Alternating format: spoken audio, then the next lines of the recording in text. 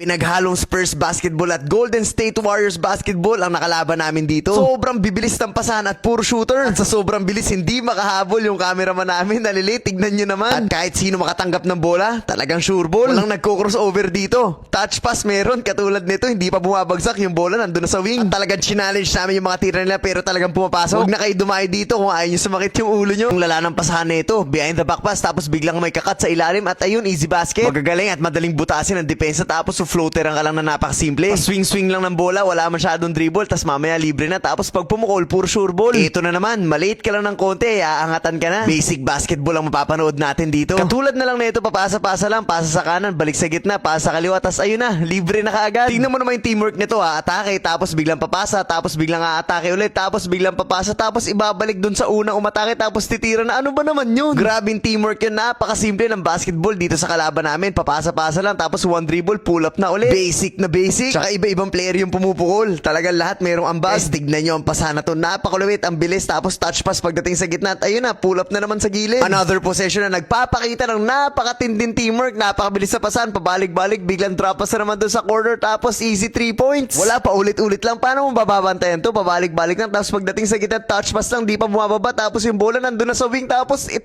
points na naman. Pinsan lang sumablay. Rebound na namin. Tapos masusundot pa ng ganun. Tapos sa isang iglap, yung bola nakaikot na papunta dun sa kabilang side. Tapos kahit sabayan mo pumapasok, kayang-kaya din mag-iso play. Aatake, tas biglang drop pass sa gitna. Ito naman piso-piso sa free throw. Minsan naman wala nang pasa-pasa. Akala mo naman aatake, biglang titigil sa 3 points para sa fast break. Kapag na-rebound nila, wala nang dribble-dribble, nakakapagpasa agad ng forward pass. Walang sinasayang na pagkakataon dito. Ayan, rebound, tapos ang bibilis bumaba ng kakampi nyo. Ang hirap makipaglaro dito sa mga to. Grabe yung teamwork nila sa loob ng court. Maya-maya, same move, inulit na naman. Tapos pag-atake, drop pass ulit dun sa gitna. Ayun, walang kahirap-hirap. Easy basket.